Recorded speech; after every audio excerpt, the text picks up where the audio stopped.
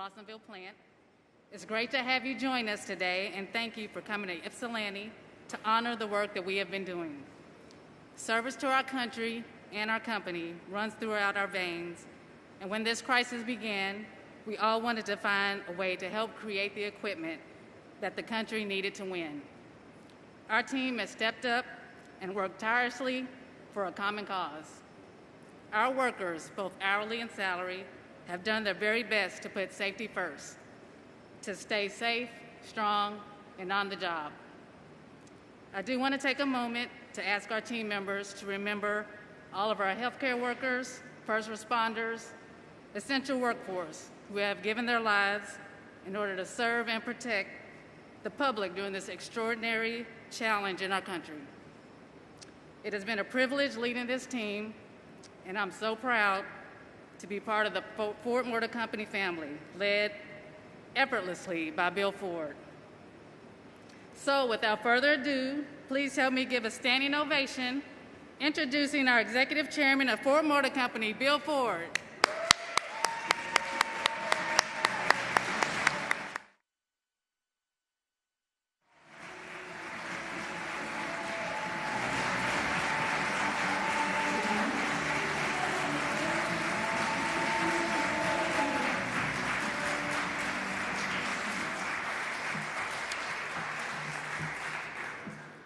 Well, hello, everybody, and thank you so much, Angela, and thank you for your tireless leadership.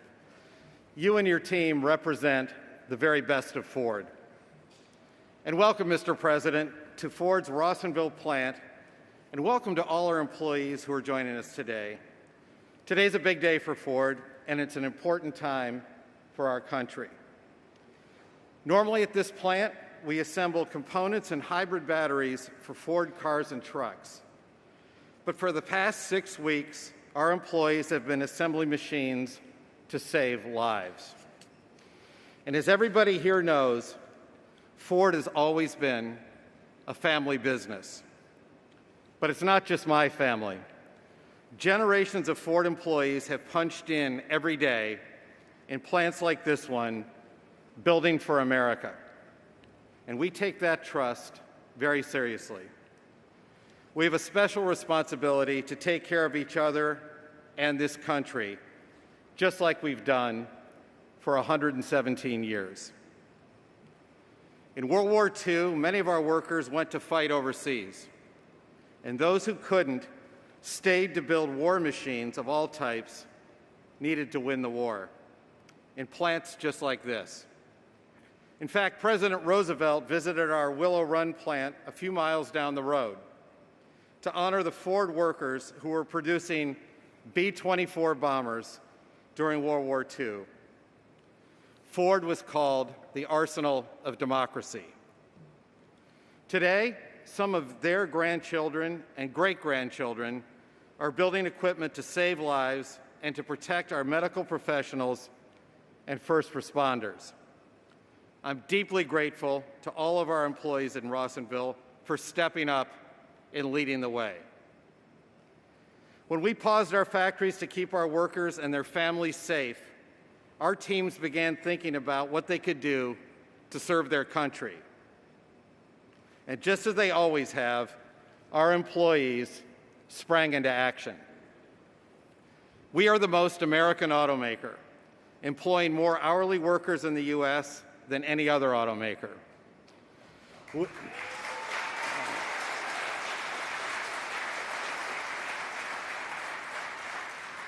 We assemble more vehicles in America than anyone else, and we invest more here. And that's why, at a moment's notice, we were able to shift gears and put our manufacturing expertise to work, producing life-saving medical gear and equipment. By tapping our spirit of innovation, Ford engineers worked with 3M to design powered respirators from sketch to production in less than 40 days. And working with GE Healthcare and the UAW, we plan to manufacture 50,000 ventilators right here in this facility. And just down the road, we've assembled over 17 million face shields for our medical heroes across the country. That's what manufacturing can do. And that's why a strong manufacturing base is critical for our country. And thank you, Mr. President, for your support of American manufacturing. This week, many of our assembly lines restarted again, with Ford workers building the cars and trucks America depends on, like the F-150 and others that you see in this room. Actually, I think this one might make a pretty good presidential limo. Anyway, but here's what I want all of our employees and your families to know. We put as much care and attention into developing our plan to return to work as anything I've been involved with in my 40 years at Ford. We consulted the best medical experts, we rethought plant layouts, and we employed technology that will help keep all of us safe. And many of the concepts that we're deploying across all our plants were pioneered right here in Rawsonville.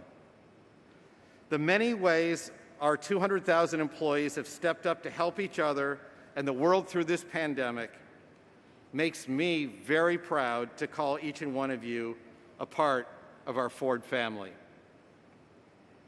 America's engines may have gone quiet over the past few months, but with a new spirit of safety, responsibility, and innovation, Ford is proud to start them up again. And now it's my pleasure to introduce the President of the United States. We've spoken many times over the years, and while we don't always agree on every issue, he has always considered our opinion. He supported tax cuts which have helped move the economy forward, and we deeply appreciate his work in leading a new trade treaty with Mexico and Canada. And there is no doubt that we share a passionate view that building in America is the right thing to do for our workers, the economy, and the future of this country. Mr. President, thank you for joining us here today to celebrate our workers and this important effort to help get America through this crisis. Please join me in welcoming the President of the United States. Thank you. And I'm proud to be an American, where at least I know I'm free. And I won't forget the men who died, who gave that right to me. And I gladly stand up next to you and defend her still today. 'Cause there ain't no doubt I love this land. God bless the USA.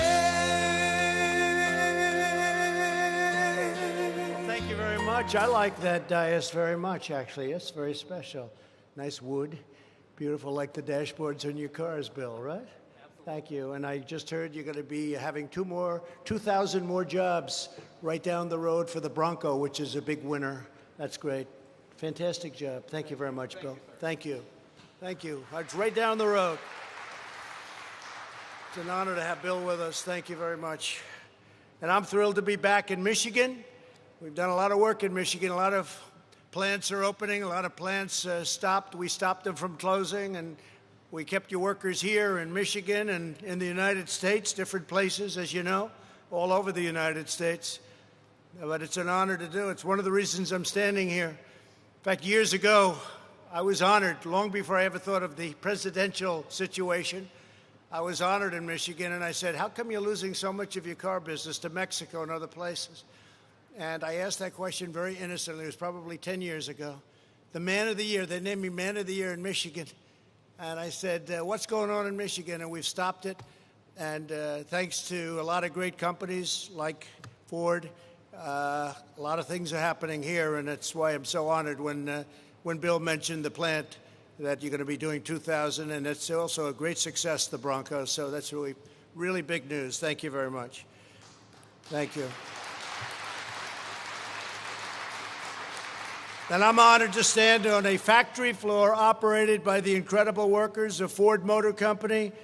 You really are tremendously talented people. I know it.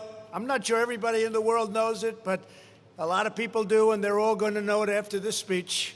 But you are really talented, great people. Thank you very much for doing a great job. We know what it takes. Few people have that ability, few.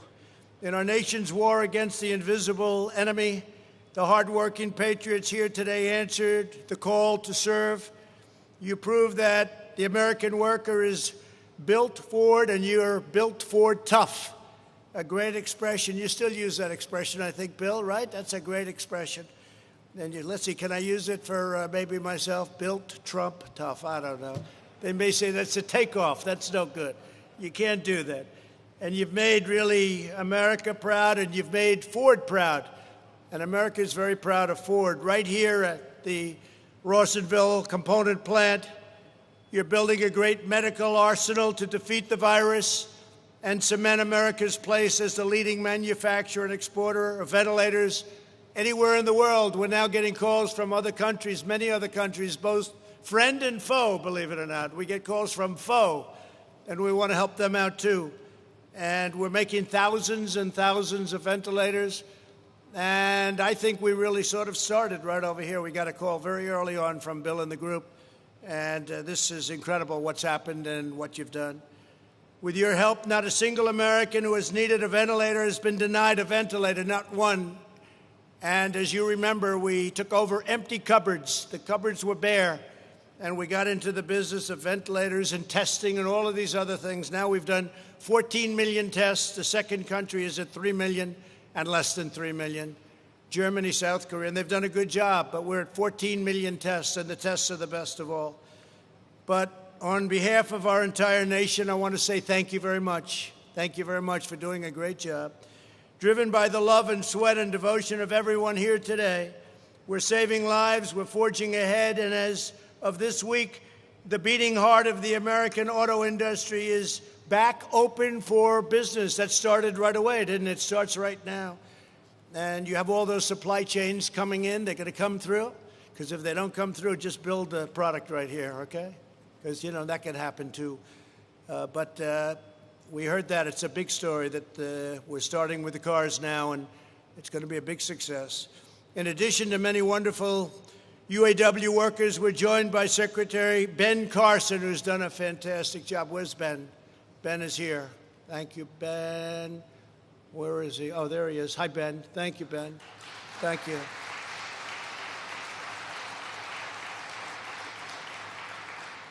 And a man who's done a fantastic job for Ford. Well, I'll ask Bill about this later. I'll just find out. I want to make sure for myself, but I know, based on results, I know. CEO Jim Hackett. Jim, thank you very much.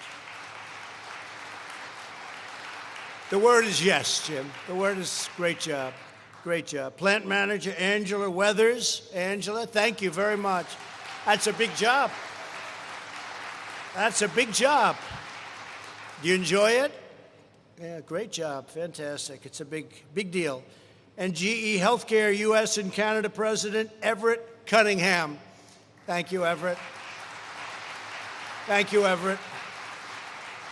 Before going further, let us send our love to all of the families that have been displaced by the flooding near Midland. I spoke to your governor this morning, and we've sent some tremendously talented people out here. We have FEMA, and we have the Army Corps of Engineers, and they can do things that, frankly, nobody else can do. The Army Corps of Engineers, what they do, so they're very good at rebuilding dams that are busted or blown up or for whatever reason bad things happen. But Americans are praying for central Michigan. We're going to take care of your problem. The governor and I had a great conversation this morning, and at the appropriate time I'll go and see the area that we'll be fixing. We're going to help you out. We signed a emergency declaration very quickly, very quickly, and we're going to help you out very quickly also. In recent months, this state and this country have faced great challenges. Here in the Detroit area, you were hit hard by the virus, very hard in this area. As one people, we hold in our hearts the precious memory of every person that we have lost, and we've lost too many. One is too many. We lost too many. It came in from China, and it should have been stopped in China. They didn't stop it. They should have stopped it. And as one grateful nation, we proclaim, God bless our healthcare workers. They've done an incredible job. They're like warriors. They're like warriors. I want to thank all of the nurses and doctors. Because of the virus, Ford was forced to stop automobile production for the first time since World War II. That's something. But you did not despair. Your company leadership called up the White House and asked the most American of all questions, how can we help? True. I said, that's nice. That's very nice. Every one of the workers in this project volunteered to take part in the greatest industrialization and mobilization project that our society's done, the American people have done in our lifetimes. The company founded by a man named Henry Ford, good bloodlines, good bloodlines. If you believe in that stuff, you got good blood. They teamed up with the company founded by Thomas Edison. That's General Electric. It's good stuff. That's good stuff. And you put it all together. They're all looking down right now, and they'd be very proud of what they see. You began the production of 50,000 life-saving ventilators, a number that if you go back just 2 months, I would say most people would say it would be impossible to believe. The media's back there, and they would have said a couple of months ago the creation of that many ventilators would have been not a possible thing. Every single one of these ventilators is made in the USA with American heart, American hands, and American pride. Just as your great-grandparents produced more than one Model T every minute, just as your grandmothers and grandfathers produced a B-24. You did the B-24 bomber. I saw pictures in the back. That was quite a weapon. It was quite an incredible weapon. B-24 bomber, and just as a Ford F-150 normally drives off the line every 52 seconds, you quickly mastered this complex new machine. A ventilator is a very complicated, delicate, big, expensive machine. 1 month ago, Ford had never built a single ventilator. And now you're a world leader. That's not bad. You adopted the designs of a company that was building just 10 a week, but a very high-quality ventilator. And very soon, you'll be producing one new ventilator every single minute. It's an absolute amazing achievement, and you're really helping now beyond the country. You're helping other countries throughout the world. We have 188 countries that are fighting this terrible enemy. And ventilators are something they could never. You can do cotton swabs. You can do all of the things. You can even do testing, but ventilators are a whole different lot. It's very tough. Great job. Thanks to you, we'll stockpile over 100,000 new ventilators in the next few months and have offered over 14,000 to friends and allies all around the world, and they desperately need them. Just this week, I spoke to 5 countries. They called me, is it possible to get ventilators to them? And I'm sending them over. I want to recognize just a few of the exceptional Americans who made this historic feat possible. Keith Pastorino is an electrician here in Rawsonville. Keith, please tell us what you've done, how you like it. Come on up. Let's see Keith. Oh, look at Keith.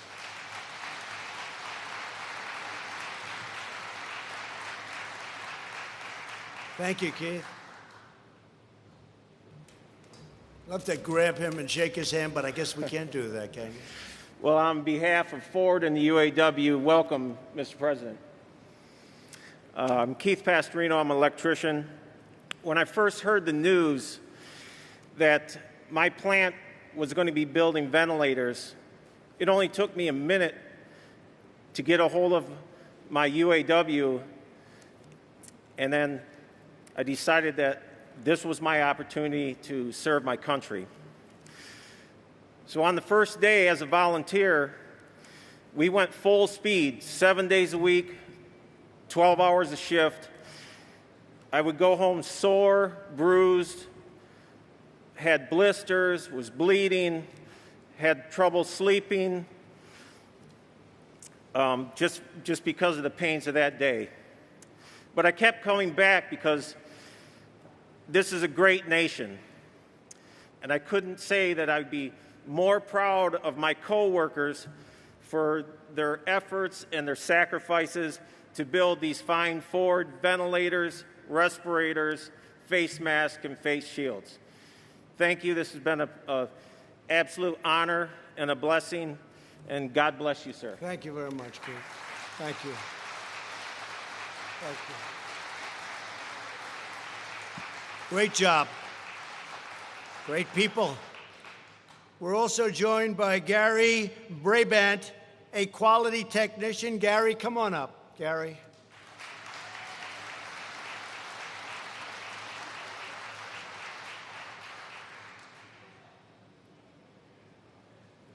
Thanks, Gary. Good afternoon. Thank you, President Trump, for the honor to tell my story. My name is Gary Brabant, and I'm a fourth-generation Ford Motor Company employee. My grandfathers worked for Ford Motor Company during World War II, and my father retired from Rawsonville after 41 years. I always knew growing up I wanted to work for Ford. I am very, very proud of the part of the ventilator project and the amazing job done by Ford and the UAW team here. I had anxiety when I received the call to volunteer. I didn't want to get sick or take it home to my family. However, upon arriving here on the first day, I felt safe due to the new policies and procedures put forth by our UAW health and safety team. It's a great feeling to know everything we are doing here and each assembly we make is saving somebody's life. Thank you, Mr. President, and God bless America. Thank you very much. Thank you, Gary. Thank you, Gary, very much. With us as well is Adrian Price, who has helped lead this effort as one of Ford's top engineers, highly respected. Come on up, please, Adrian.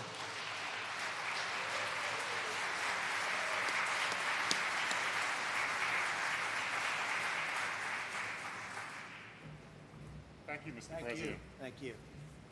Really thank you for the opportunity to represent my friends and colleagues who've been involved in Project Apollo. I'm honored to be part of a team that over the last few weeks has been able to produce more than 17 million of these face shields, 13 million surgical masks, 32,000 pressurized air purifying respirators, and here at the Rawsonville facility, produce a ventilator every 60 seconds. These feats are a testament to the skills and capabilities of the men and women at Ford Motor Company and our UAW and other partners who have come together to do what we could do to support the battle against COVID-19. Ford Motor Company and its employees are always prepared to step up and do the right thing to support those in need, but most particularly in times of significant national crisis. I believe these acts are part of the DNA of our company and are inspired by both the Ford family and our continuing history of service. Personally, I'm proud to be playing a part in supporting the brave men and women who are on the front line every day, putting themselves at risk to help others. And as I stand here today, surrounded by these awesome American-made cars, SUVs, and beautiful trucks, I'm so pleased that our facilities and dealerships are safely in operation and serving the needs of our current and maybe future Ford and Lincoln customers. Thank you, Mr. President. I bought plenty of them. Thank you, Adrian. Yep, I have a lot of those Lincolns. That's great. Thank you very much. The global pandemic has proven once and for all that to be a strong nation, America must be a manufacturing nation. We were bringing it back. 600,000 jobs. Previous administration said manufacturing, we're not doing that. It's gone from this country. They were wrong. 600,000 jobs until we had to turn it off. And now we're going to turn it back on like never before. You'll see numbers that you didn't even see the last time. We're going to rebuild it quickly. It's going to happen very quickly. We're already seeing indications of that. Larry Kudlow gave some numbers that were really inspiring this morning based on what we're hearing and seeing. True national independence requires economic independence. From day one, I've been fighting to bring back our jobs from China and many other countries. Today, I'm declaring a simple but vital national goal. The United States will be the world's premier pharmacy, drugstore, and medical manufacturer. We're bringing our medicines back.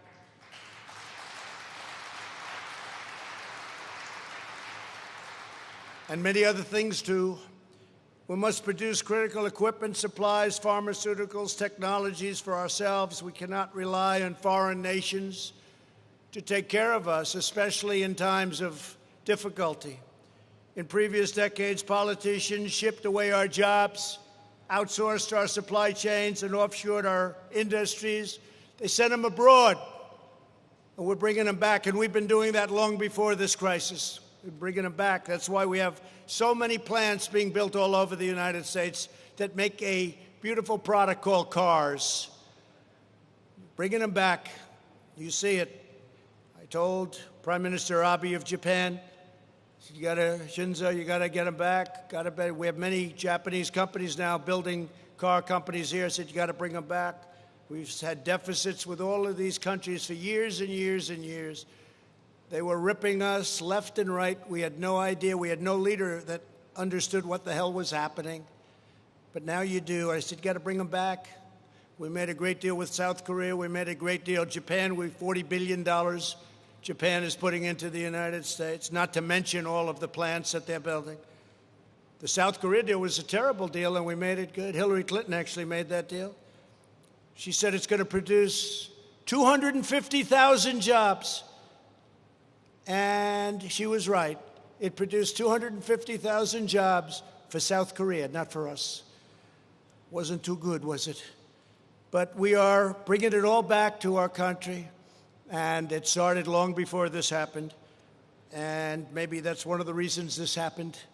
Maybe people weren't so thrilled with what was going on.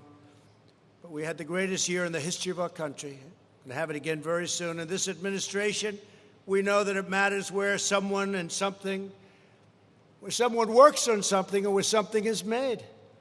As we've seen today, companies like your great Ford and workers like you are a national treasure. I consider Ford to be a national treasure. I consider you to be a national treasure, the talent. Because that talent and culture and commitment to winning are irreplaceable. Your patriotism cannot be outsourced. Your 117 years of incredible manufacturing heritage cannot be replicated anywhere else in the world.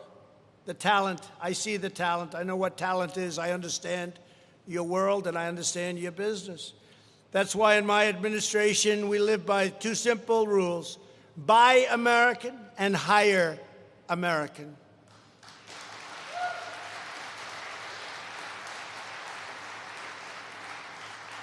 And we have another rule that you may have heard on occasion. It's called America First.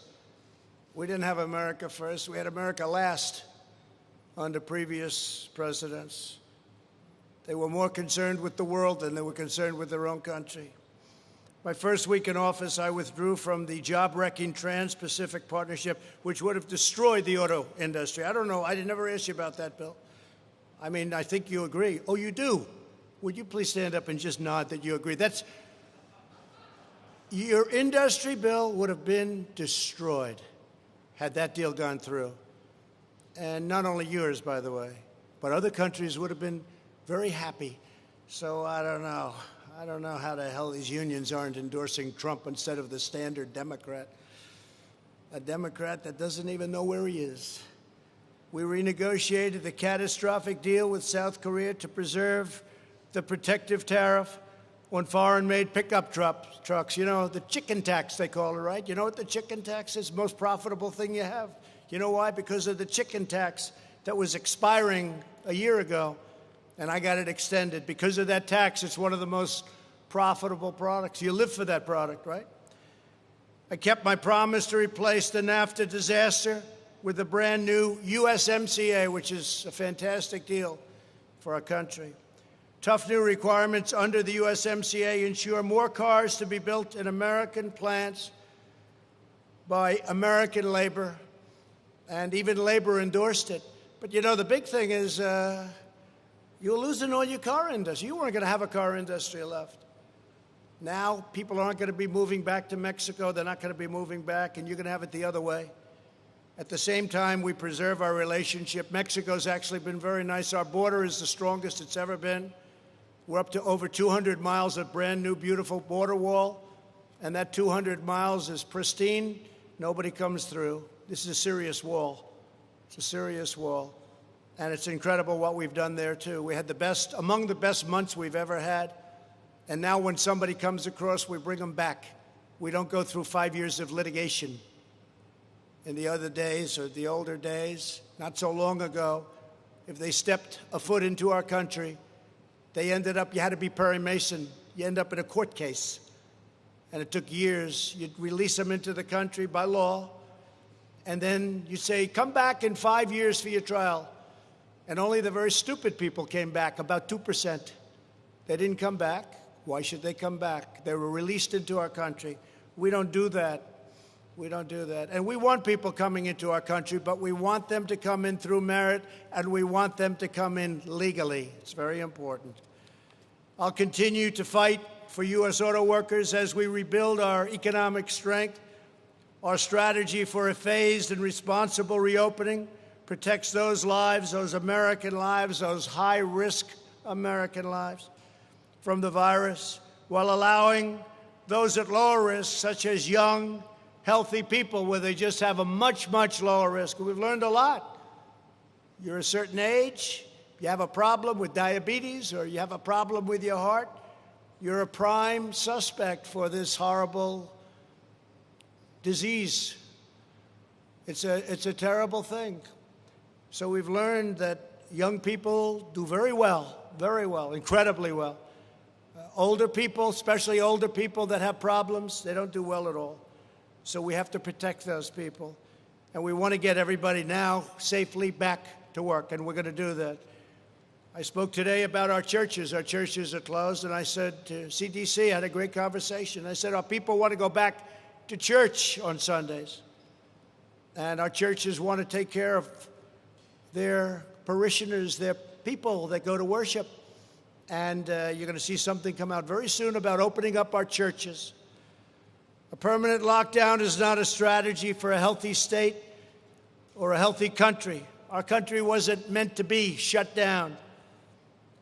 We did the right thing, but now it's time to open it up. A never-ending lockdown would invite a public health calamity. To protect the health of our people, we must have a functioning economy. And as I said, and I'll say it 100 times, we're going to have an incredible year next year, right at the beginning. Even our fourth quarter is going to be very good. There's a tremendous pent-up demand, and that includes for your cars. Americans who need and want to return to work should not be vilified. They should be supported.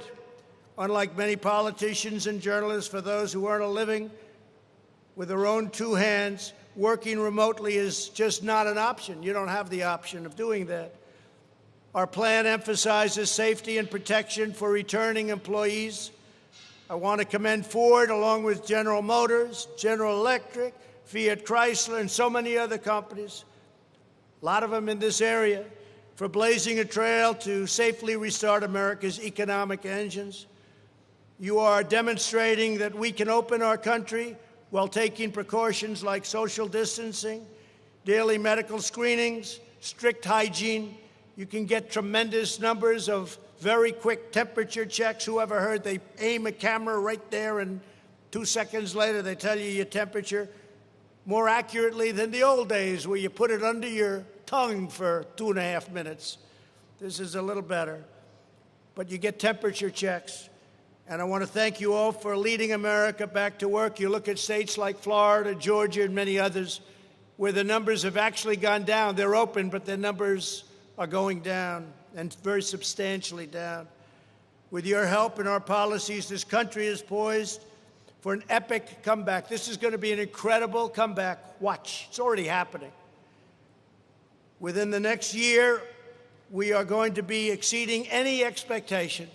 And I've had a good gut feeling about a lot of things, including running for president. I said, I think I could win. And I guess I was right. Everyone here today, and by the way, I think we're going to do better the second time, and it's very important that we win the second time, or everything that we've done, including manufacturing jobs, all this, is going to be not in a very good position. Everyone here today is the heir to a majestic and noble tradition. You walk in the footsteps of those who built the Motor City in the 1920s and 30s, who stocked the arsenal of democracy in the 1940s, and who set the standard for automotive safety and style in the 1950s and 60s and beyond, and even today. Bill was showing me some of those cars. It's incredible. I wanted to buy one, then I heard the price. I said, forget it. Said, I'll use one on occasion, right? But what a car that is, huh? What a car. Our friends and allies marveled at these triumphs of American industry, and our enemies learned that nothing can stop the strength and power and grit of the American worker, nothing. Just like generations of Michigan manufacturers before you, each of you has done your best for America in its time of need. You love your country. You love your country so much. Now you have a critical role to play in forging a new legacy of American greatness that will inspire and endure for generations to come. It's a very important time in our country's history, in our country's life. Because of you, the Ford name will forever stand as a symbol of American excellence, innovation, quality, and craftsmanship. And because of you, America will be strong and healthy and prosperous and free for many, many decades to come. I want to say very powerfully, very strongly, God bless you all. God bless America. I'm proud to be here. I'm proud to be with Ford. Bill, thank you very much. Everyone, thank you very much. We'll be back. We'll see you a lot. Good luck. John James, thank you for being here. We're going to have a great senator, John James. Thank you all very much. Thank you. Thank you.